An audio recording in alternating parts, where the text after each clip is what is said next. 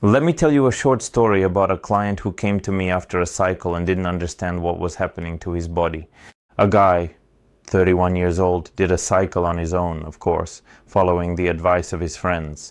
According to him, everything seemed fine at first during the cycle, but then after a couple of months he started to notice a certain anxiety, problems with libido. Sometimes everything was fine, sometimes not at all, some fatigue, and he said his blood pressure started to go up a bit. He came to me sometime after he had finished the cycle. We looked at his test results, I asked him to get tested, and naturally we saw a fairly common picture. His testosterone was below the reference range. His estradiol was off and his prolactin was elevated.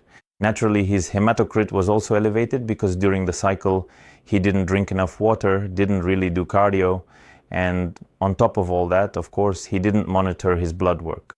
And no one had really told him about indicators like hematocrit and hemoglobin before he started the cycle. Naturally, I explained to him that the problem wasn't with the drugs themselves that were recommended to him, but rather that he didn't have a clear system in place to help him get through the cycle properly, to make good progress, and to come off it smoothly, right? In other words, he didn't do any blood tests, he didn't do proper PCT, and the result was what it was. For our part, we gradually stabilized his entire hormonal profile, balanced his test results, made some adjustments to his diet to aid his recovery, and now, step by step, we're bringing him back to normal life, so to speak.